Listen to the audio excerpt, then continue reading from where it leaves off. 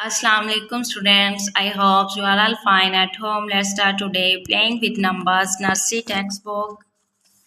Open the page 15. Count with me. 10, 10, 20, 21, 22, 23, 24, 25, 26. Here is number 26. Whole number दिए गए हैं, यहाँ पे इनको प्रेस करेंगे. ठीक है.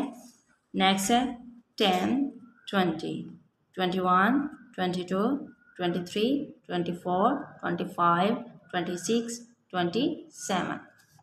Here is number 27. 27, 27. यहाँ पे इसको प्रेस करेंगे.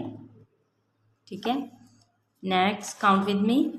10, 20, 21, 22, 23, 24, 25, 26, 27, 28. 28, 28. यहाँ पे भी इनको ट्रेस करेंगे.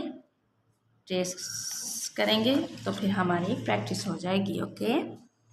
नेक्स्ट है 10, 20, 21, 22, 23, 24, 25, 26, 27, 28, 29.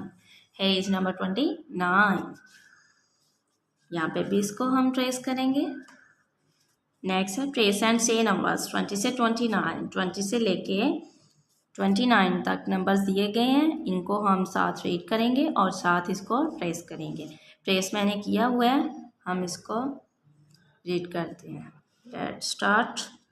20, 20, 21, 21, 22, 22, 23, 23, 24, 24, 25, 25, 26, 26, 27, 27, 28, 28, 29, 29.